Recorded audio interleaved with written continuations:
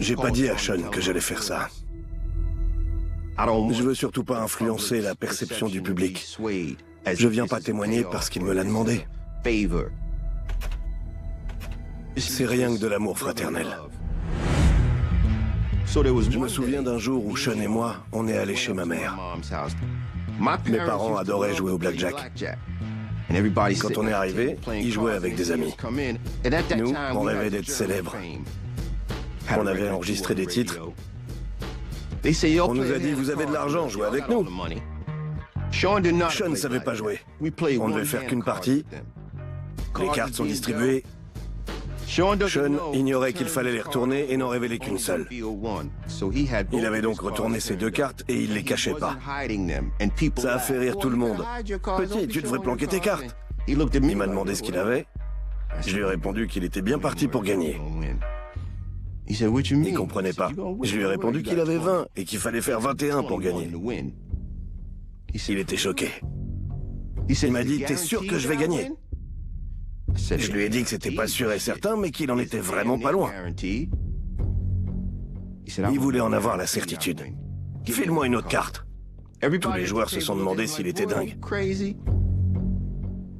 Le donneur lui en file une. C'était un as. 21. Les autres joueurs étaient complètement abasourdis. Mais qui c'est ce gamin? Il a ramassé tout l'argent qu'il y avait sur la table et on est parti. Les autres ont voulu le retenir. Non, j'ai gagné. Qui fait ça? C'est Sean tout craché. Tout ou rien. C'est lui. Il est comme ça.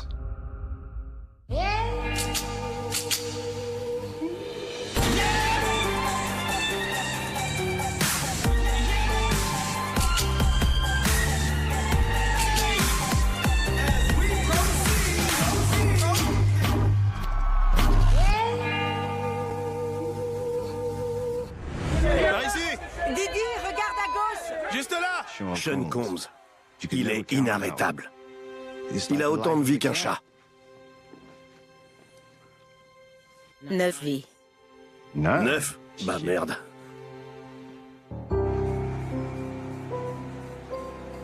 Je dirais que ce qui s'est passé dans la vie de Puffy est en très grande partie dû à la chance. Mais ce niveau de chance peut aussi être le paradoxe du pouvoir. C'est le yin et le yang. Quand on veut obtenir tout ce qu'on désire, il faut être capable de croire que tout est réalisable. Alors il a créé un culte de la personnalité autour de lui.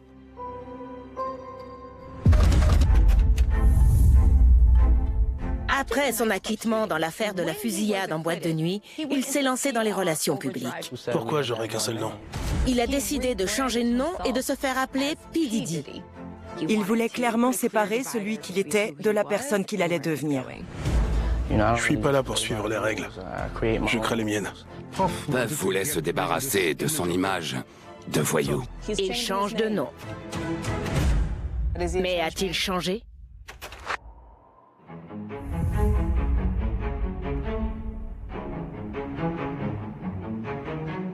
Il savait comment marchent les médias.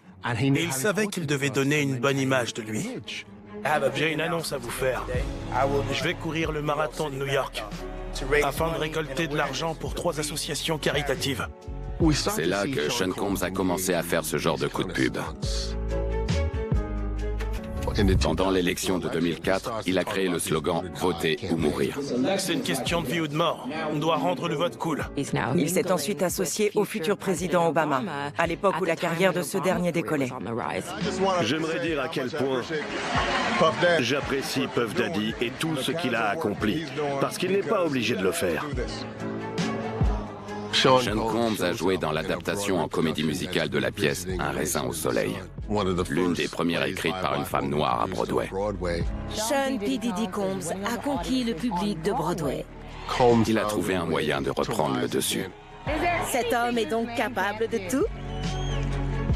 Dans les médias, il était notamment considéré comme une personne de couleur extrêmement fiable. La télé-réalité était en plein boom. Il y avait de nombreuses émissions animées par différentes personnalités de la culture. Les concurrents voulaient pouvoir mettre sur leur CV qu'ils avaient travaillé pour Trump, pour Paris Hilton ou bien Didi. J'étais réalisateur, directeur de la photo et coproducteur exécutif sur Je veux travailler pour Didi. Pour avoir une vie de rêve, il faut se donner à fond. Je veux travailler pour Didi. J'étais stupéfait de savoir que j'allais diriger cette star et lui dire quoi faire. Quand on travaille pour un égoïste, il faut le devenir. Et c'est pour ça que l'émission a eu un tel succès. Elle a montré l'égocentrisme de Didi. Le tout dernier épisode de Je veux travailler pour Didi commençait dans le London Hotel, dans la fameuse suite présidentielle qui n'avait encore jamais été utilisée. J'avais l'intention de venir discuter avec Sean avant le tournage. L'assistant réalisateur était avec moi. J'ai frappé à la porte. Je suis entré et j'ai vu cet escalier magnifique à ma droite. J'ai dû attendre 5 minutes. Il est arrivé en peignoir, ouvert et rien en dessous. Il était nu. Comme si de rien n'était. Il savait qu'on était là et qu'on l'attendait. Je me suis dit, waouh! En fait, un type de ce calibre peut vraiment faire et dire tout ce qui lui chante. Voilà. De l'extérieur, c'était un magnat du rap. Le genre de personne qui peut faire de vos rêves une réalité. Mais il avait également un côté beaucoup plus sombre.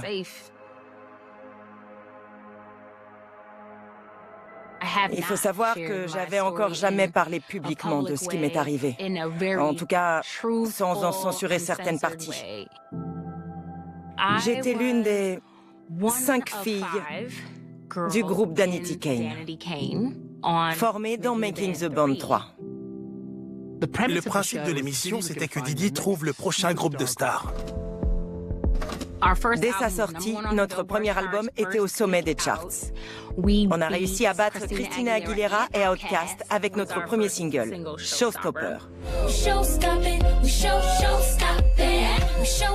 Je trouve ça génial que les fans écoutent toujours les chansons de Danity Kane. Mais c'est très difficile pour moi de vous laisser avoir votre propre expérience sans venir l'entacher.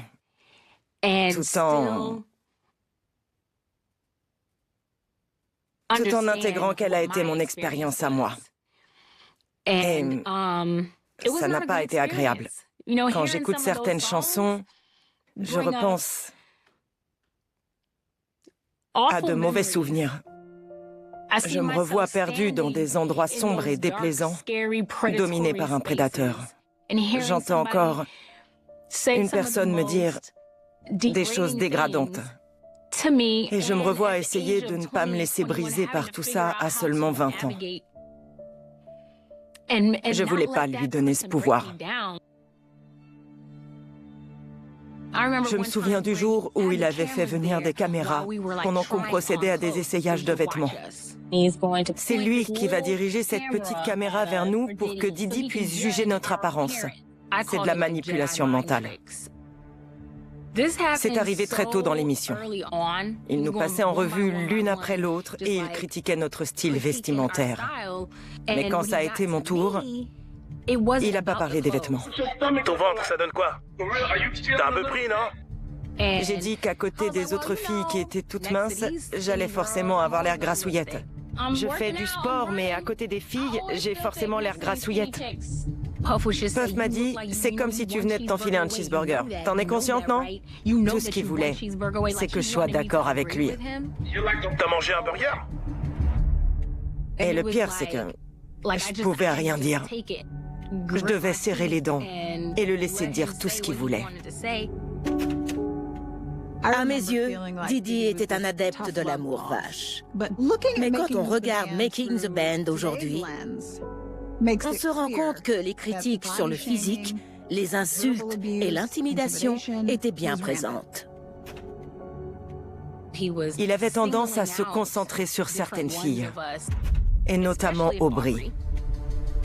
Aubrey était l'une des plus célèbres du groupe, la préférée des fans. Didi se montrait très souvent agressif avec elle. Je me souviens qu'il lui avait demandé « T'as un truc à dire ?» Aubrey, t'as un truc à dire? T'as une grande gueule dans mon dos. Donc vas-y. Avec les autres filles, on était toujours très mal à l'aise quand on assistait aux échanges entre Puff et Aubrey. C'était très désagréable à voir. C'était une véritable torture de devoir travailler pour lui. Pas par rapport au boulot, mais plutôt au comportement. Je me souviens qu'elle m'avait confié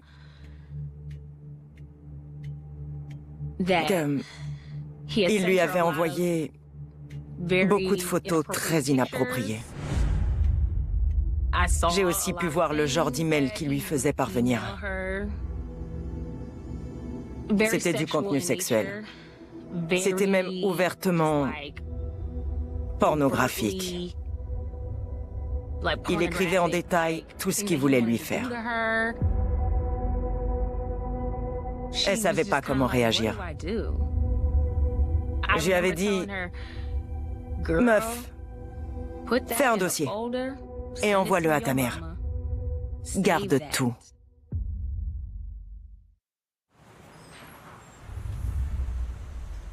Pendant la Fashion Week, Aubrey et moi, on est allés à New York. Aubrey est venue me voir dans ma chambre d'hôtel. Elle m'a raconté qu'elle était tombée sur Puff. Il l'avait attirée contre lui avant de dire « T'es assez bonne pour que je te baise. Je peux te baiser. » Forcément, elle a été très choquée. À ce moment-là, elle a eu envie de vomir. On s'est sentis complètement dépassés par tout ça. Et là, on a été convoqués à une réunion obligatoire. On pensait qu'on était off, que le tournage était fini. C'était bizarre. On ne savait pas du tout à quoi s'attendre. On était toutes sous le choc. On est entré dans la fosse aux lions. On est arrivé dans les bureaux de Bad Boys. Dans la salle de conférence, on se serait cru dans l'émission de Donald Trump. J'avais une idée bien précise pour ce groupe, et elle s'est pas réalisée. Vous voyez? Toutes les membres de Danity Kane étaient assises à la table. Et Puff a commencé à dire à Aubrey qu'elle avait l'air d'une fille facile et qu'il aimait pas l'image qu'elle donnait de son corps. J'aime pas l'image qu'elle renvoie quand elle se trémousse. On dirait une fille facile, une cochonne. Il a décidé de virer Aubrey. Je veux plus de toi dans le groupe. Il s'est tourné vers moi et m'a dit « Dégage ». Toi aussi, dégage. Je pense qu'il y a deux explications au départ d'Aubrey. Un, parce que elle a refusé de céder à ses avances. Deux, parce qu'il voulait qu'elle se sente désarmée face à lui. Et surtout, qu'elle doute de sa valeur. Et c'est sans doute pour ça qu'il s'est débarrassé de moi.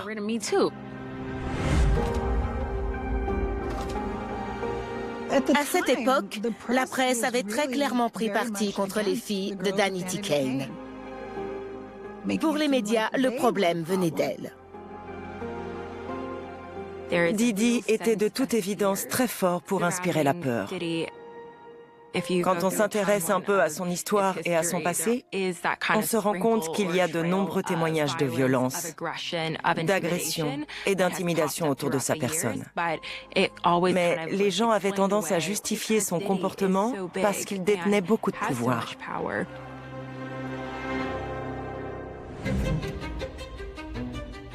À partir de 2007, la fortune de Didi est de plus en plus importante.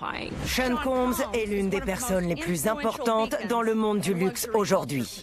C'est là qu'il a signé un partenariat très important avec Diageo. Je suis très fier de vous annoncer une alliance stratégique avec la marque de vodka Ciroc. Il a tout de suite été associé à la marque. Et il est devenu quelqu'un qu'il n'avait encore jamais été auparavant. Ce partenariat s'est révélé extrêmement lucratif pour Didi. Ensuite, il est passé à la tequila avec De Leon. Pendant leur partenariat, Diageo a versé $1 milliard à Sean Combs. J'incarne le rêve américain, c'est un grand pas pour les Noirs.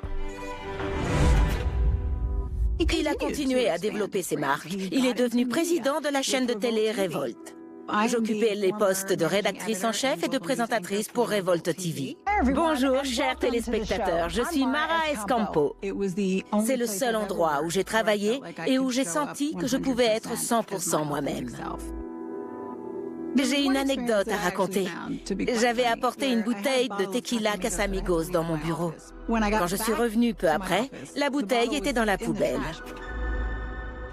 On m'a dit que si Puffy était entré et qu'il avait vu de la tequila autre que DeLeon, il aurait pété les plombs. Pour réussir dans ce milieu, il faut prendre son rôle d'ambassadeur de marque très au sérieux. Comment ça va tout le monde? Je pense fort à vous et sachez qu'ici, on travaille dur. Bisous. Travailler aux côtés de Didi n'a pas été affreux, même si je ne bossais pas directement pour lui. Mais d'après toutes les personnes qui ont été dans ce cas, il utilisait les mêmes techniques d'intimidation et de coercition sur son lieu de travail qu'avec ses ennemis.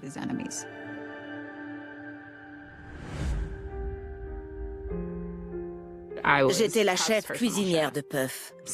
Depuis que les accusations contre lui sont sorties, tout est remonté. Je n'ai rien dit pendant près de 18 ans, mais tous les souvenirs me sont revenus. Je suis allée fouiller dans un coffre qui se trouve chez moi et j'ai retrouvé le journal que je tenais à l'époque. Et j'ai tout relu. J'avais oublié ou refoulé beaucoup de choses. J'ai commencé à bosser pour lui à l'été 2007. Je suis la chef personnelle de Sean Combs. J'avais la petite vingtaine et j'étais toute contente. Il avait énormément de succès, de pouvoir et d'influence. C'était un rêve de pouvoir travailler pour lui. Puff était au top. Chef? Oui? Monsieur Combs veut te voir. C'est quoi le dessert? Des fruits. Forcément, il m'intimidait beaucoup. Je vais vous lire des extraits de mon journal. Puff passait son temps à me réprimander, à me mettre mal à l'aise et à me rabaisser. Je faisais sans arrêt des crises d'angoisse et j'avais des palpitations quotidiennement. Le médecin m'a diagnostiqué une alopécie réactionnelle. Je perdais mes cheveux. Puis un cardiologue m'a dit que mon corps ne pouvait tolérer tout ce stress. Il m'a dit, si vous continuez ce boulot pendant plus d'1 an, vous allez mourir. Quand j'ai parlé de ce qui m'arrivait avec mes collègues, ça les a fait doucement rigoler. Ils m'ont répondu, ça y est, t'es dans le bain, bienvenue. Il fallait s'effondrer psychologiquement pour faire partie de l'équipe. Je pense qu'il attendait que les autres se comportent exactement comme lui. Mais il faut savoir qu'il est du genre à ne jamais s'arrêter ou se reposer. C'est vraiment comme ça qu'il fonctionne au quotidien. Mais il prenait beaucoup de drogue. J'ai vu passer plein de comprimés. Il y avait de l'ecstasy et de l'alcool. Je me disais que c'était la redescente après la drogue, donc fallait pas y prêter attention. Mais un jour, je l'ai entendu arriver et il s'est mis à hurler. J'en ai ras le cul de ton attitude. Tu passes ton temps à te plaindre alors que t'as juste à faire la bouffe. On s'est retrouvés face à face, comme ça. Ensuite, il a commencé à me pousser en mettant un doigt sur mon front, tout en hurlant. Je lui ai dit, « Me touche pas, putain. » Je pouvais pas m'empêcher de pleurer. Il m'a dit, « T'es en train de chialer? Tu chouines alors qu'il y a des gosses qui crèvent de faim en Afrique? Tout ce que je te demande, c'est de faire à bouffer. » Il était de plus en plus en colère. Je me suis éloignée de lui et je suis allée ouvrir la porte du frigo. Il m'a dit que j'étais complètement tarée. J'ai claqué la porte du frigo et je lui ai répondu « Ouais, je suis tarée. Et tu sais quoi? Je démissionne. » Quand il a entendu ça, il est monté dans les tours. Il s'est écrié « T'as pas le droit de me lâcher, putain! Je te le permets pas! » Je me suis retournée et j'ai dit « Va te faire foutre. » Au moment où je lui ai balancé ça, je me souviens qu'il a utilisé toute sa force et qu'il m'a violemment poussée. Il m'a envoyé de l'autre côté de la porte et j'ai atterri sur les coudes et les fesses. J'ai dit à mes chefs que je voulais le poursuivre. Ils comprenaient, mais ils m'ont dit que si je l'attaquais en justice, ma carrière serait fichue. Je me ferais évincer. Il en avait le pouvoir et n'aurait pas hésité. Puff me faisait peur. Alors j'ai gardé le silence sur ce que je savais. Parce que j'avais peur qu'il m'arrive quelque chose de grave.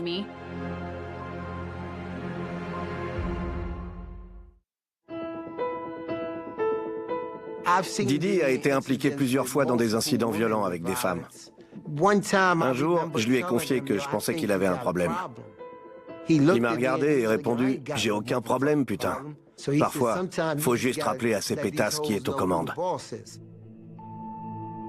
Entre 2006 et 2012, personne n'a passé plus de temps avec Puff que moi. J'étais son garde du corps. Pour moi, c'était génial de travailler pour quelqu'un comme Didi. J'avais vécu pas mal de choses difficiles. J'avais fait un peu de prison avant ça, donc c'était clairement un pas en avant. Si j'ai choisi de bosser pour Puff, c'est parce que c'était plus un gamin. Donc je me disais qu'il allait se calmer, que c'était qu'une question de temps. Mais il venait quand même me réveiller au beau milieu de la nuit pour que je l'accompagne en boîte. Et il y avait beaucoup de drogue qui circulait. Quand il était défoncé, il pouvait ne pas dormir pendant 2 ou 3 jours. À cette époque, plusieurs personnes qu'il respectait lui avaient dit qu'il avait besoin d'aide. Comme il ne voulait pas, il a malheureusement commencé à sombrer dans un cercle vicieux. Un jour, alors qu'on était à Miami, il s'est battu. Et alors qu'on était en train de se barrer, il a commencé à rigoler. C'est là qu'il m'a dit qu'il pouvait se le permettre. Il a ajouté qu'il avait suffisamment de fric pour se battre et payer les gens pour qu'ils se taisent. Je me suis dit qu'il était complètement dingue. Pourquoi se battre et ensuite devoir payer la victime? Mais Didi cherchait toujours à ce qu'on soit d'accord avec lui. Et si c'était pas le cas, il savait comment se débarrasser de la personne. Comme je sortais de prison, je pouvais pas trouver mieux.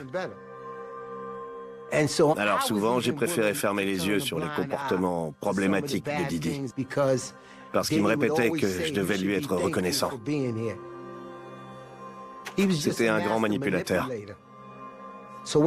Alors quand je vois l'homme qu'il est aujourd'hui, le respect et l'admiration que j'avais pour lui autrefois ont disparu. Parce que je sais que tout ça, c'est qu'une façade. Ce qui compte dans ma réussite, c'est pas l'argent que je gagne. C'est le nombre de vies que j'ai pu toucher et changer. Les gens que j'ai pu aider. Honnêtement, Didi a accompli un tel travail pour se présenter sous son meilleur jour que ni moi ni le reste du monde n'avons su déceler la noirceur qui se cachait en lui. Lil Rod est le premier homme à s'être manifesté et à l'avoir accusé d'agression sexuelle. Beaucoup d'éléments se sont démarqués pendant ce procès. Monsieur Jones a été le témoin et la victime de plusieurs incidents qui dépassaient son rôle de producteur sur The Love Album. Quand j'ai commencé à travailler avec Puffy, j'étais super content. J'étais gagnant, en ayant la chance de m'asseoir dans la même pièce que lui. On pouvait difficilement faire mieux. Mais si j'avais su ce qu'on sait aujourd'hui, j'aurais jamais bossé avec lui. Moi, c'est Rodney Jones Jr. On m'appelle Lil Rod. J'ai produit The Love Album of the Grid pour Sean Combs. Quand on bosse avec Puff, on ne sait pas sur quel pied danser. Certains jours, il arrivait, c'était le type le plus cool de la Terre. Et d'autres fois, il était hyper désagréable. Je me souviens du jour où il m'a demandé combien je voulais pour travailler sur son album. Tout à coup, il a commencé à s'énerver. Tu vas le faire gratos. Je suis Puff Daddy. Je vais te péter la gueule. J'ai jamais touché le moindre centime pour le travail effectué sur The Love Album. Rien du tout.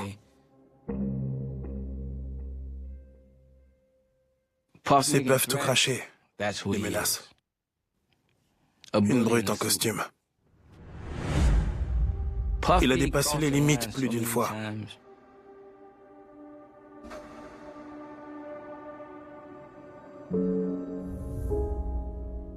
On était chez Puffy à Los Angeles, dans son studio. Il voulait qu'on vienne bosser avec lui dans la salle de bain. Alors, on a pris les instruments et on est allé dans sa salle de bain, comme d'hab. Ensuite, sans prévenir, il s'est mis à poil devant nous et il a sauté dans la douche.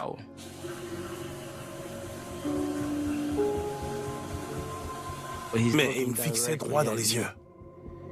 Vous voyez? Tout à coup, j'ai senti qu'il me touchait les fesses.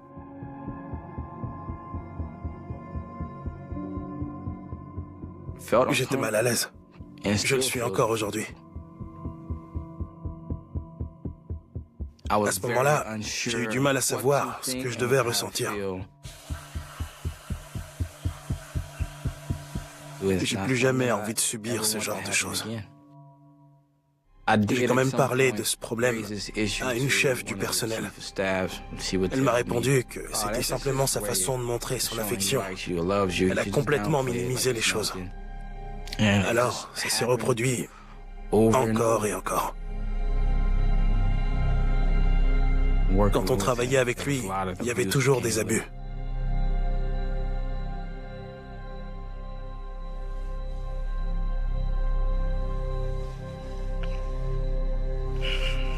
Je sais que c'est pas facile d'en parler. Non.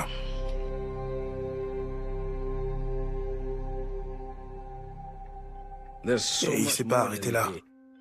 Puffy nous obligeait à l'accompagner en boîte de nuit. Notre rôle, c'était de ramener un échantillon de femmes. C'était soit pour lui, soit pour ceux qui étaient dignes de s'amuser avec lui. C'est pour cette raison qu'on passait beaucoup de temps dans les clubs de striptease. On devait ramener des prostituées chez lui. On voyait défiler beaucoup de filles dans sa maison de Miami. C'était très fréquent. Plein de femmes, elles faisaient la fête. Il y avait aussi des drogues et de l'alcool qui circulaient. D'ailleurs, plus d'une fois, je me suis même réveillé à côté de certaines prostituées. J'avais l'impression d'être passé du tout au tout en un rien de temps. Selon toi, qu'est-ce qui s'est passé pour que tu te réveilles à côté d'une prostituée? Je suis sûr et certain qu'on m'a drogué ces fois-là. C'était dans la boisson. Je tiens plutôt bien l'alcool. Alors pour que je me réveille sans savoir ce qui m'est arrivé, après avoir bu un seul verre, c'est forcément qu'il y a un truc qui cloche. J'ai aucun doute là-dessus. Quelqu'un m'a drogué.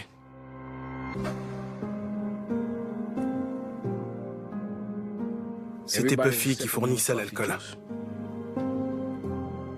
Je me suis vraiment senti utilisé. Abusé même. Je dirais que... il faut être un monstre pour faire ça.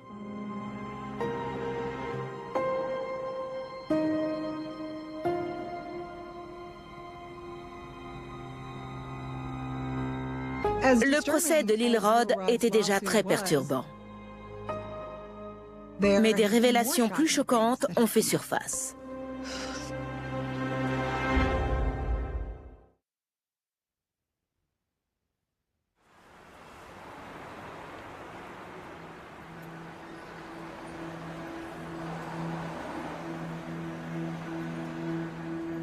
J'ai essayé de refouler ça depuis toutes ces années. Mais c'est trop pour moi. Le rouge est un déclencheur. J'ai eu du mal à mettre ce haut. C'est un processus assez long. J'essaie d'aller mieux.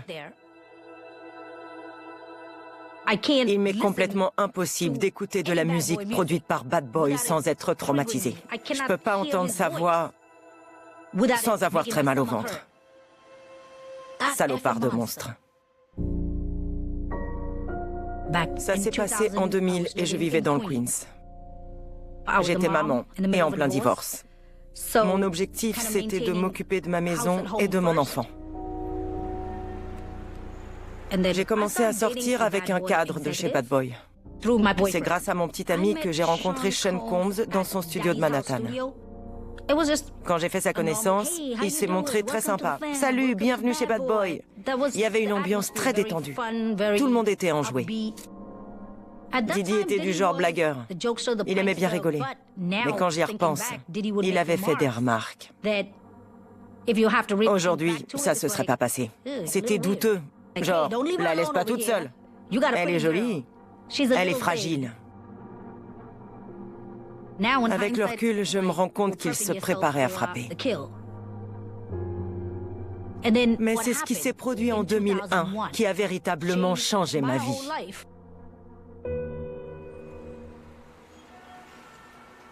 J'étais chez moi, dans le Queens.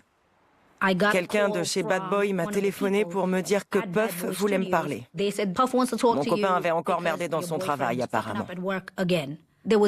C'était pas du tout étonnant que Puff cherche à me parler, parce qu'on avait évoqué l'attitude de mon copain au travail. On se disait qu'il fallait le remettre sur le droit chemin. Peu de temps après, une voiture couleur Bordeaux est arrivée et Puff était installé à l'arrière. Je suis montée aussi et il m'a demandé si je voulais boire quelque chose. J'ai accepté. Lui buvait dans un gobelet en plastique rouge. Et il m'a donné un verre transparent avec du vin rosé.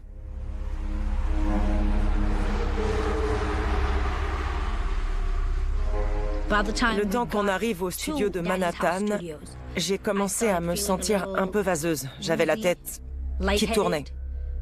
J'arrêtais pas de me toucher le visage parce qu'il était engourdi. Je me souviens être descendue de la voiture. Je me disais qu'on allait arriver au studio et que mon petit ami serait présent. Mais cette fois, on a franchi une porte pour aller dans une pièce que je connaissais pas. J'étais assise sur un canapé. Puff était installé à côté de moi et j'ignorais depuis combien de temps j'étais là. Tout était de plus en plus confus. Je me suis mise à pleurer. Et ensuite, je me souviens qu'on m'a jetée sur une table de billard.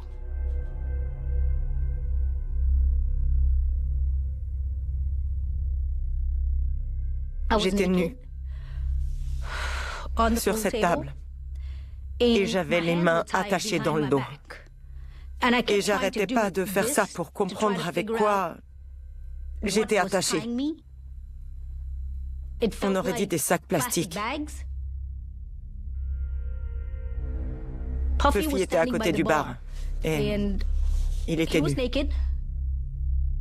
Il y avait un pot sur le bar. Il a pris ce qu'il y avait dedans et il se l'est étalé sur les parties intimes. Ça sentait la menthe. Il s'en est enduit.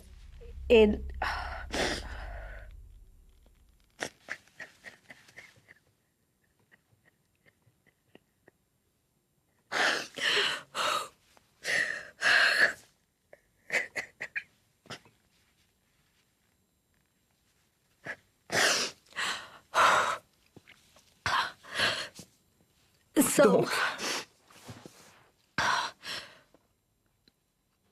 j'essayais de comprendre ce qui se passait. Puffy s'est placé derrière moi. Et il m'a sodomisée. C'était si violent que j'ai vomi sur la table de billard. J'ai hurlé. Je sais même pas si j'ai réussi à émettre le moindre son quand je criais, mais ça me brûlait au niveau de l'anus. Je faisais tout mon possible pour essayer de le frapper, mais je suis petite, donc mes pieds touchaient même pas le sol. Je tentais de lui faire du mal tout en me tenant à la table.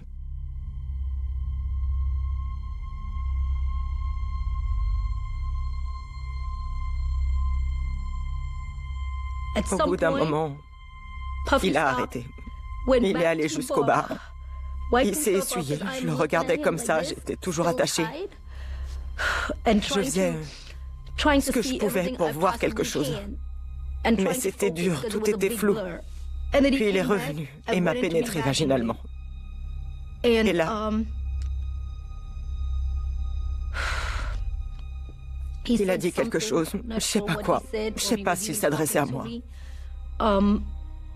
Et puis, quand j'ai repris connaissance, j'étais sur le canapé.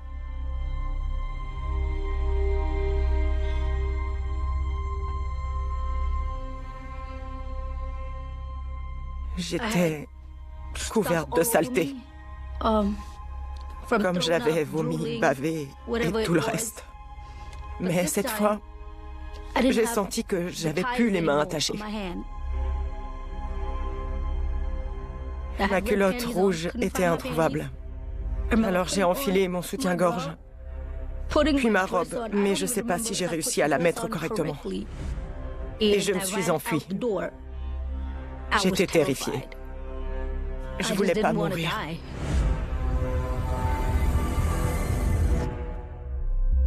Je me rappelle avoir couru et être sortie du bâtiment. J'ai croisé personne. J'ai été très rapide. J'ai appelé un chauffeur de taxi que je connaissais. Quand il est arrivé, je suis montée à l'avant. J'étais anéantie. Lui était sous le choc. Il m'a tout de suite demandé ce qui m'était arrivé. Tu t'es fait taper par un camion? Renversé par une voiture? Il s'est mis à examiner mes poignets parce qu'ils étaient couverts de bleu et de marques. Il m'a aussitôt conduite à l'hôpital.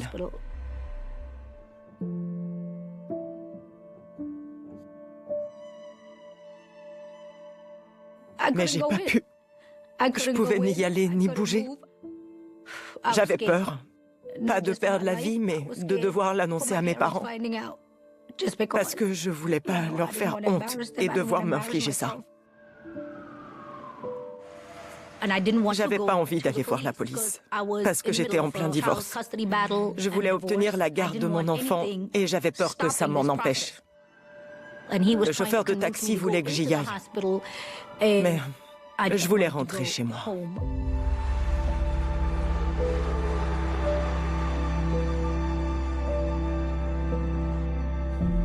Je voulais rester sous la douche pendant 1 heure. C'est ce que j'ai fait. Je voulais me récurer jusqu'au sang.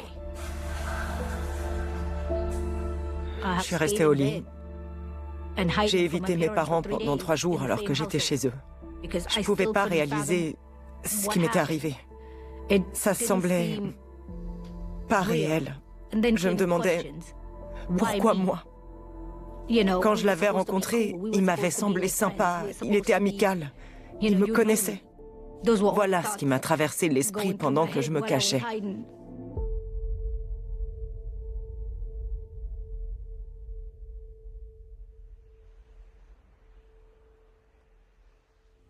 Peu après, on m'a téléphoné. C'était Puff. J'étais terrorisée. Il m'a dit « Hé, tu ferais mieux de la boucler. » Puis il a raccroché. On ne pouvait rien cacher à Puffy. Il était tout puissant. Je devais quitter New York. Alors j'ai fait profil bas pendant plusieurs années. J'étais une épave, à 2 doigts de basculer dans la folie. J'essayais de gérer mon viol et mon agression, d'élever mon enfant, en étant déprimée. Et chaque jour était une bataille pour ma survie. Plus rien ne me retenait à la vie. J'avais plus quoi que ce soit qui me donnait envie de continuer. Donc, chaque jour, je menais un combat contre moi-même. Je devais me retenir de me suicider ou de faire une bêtise.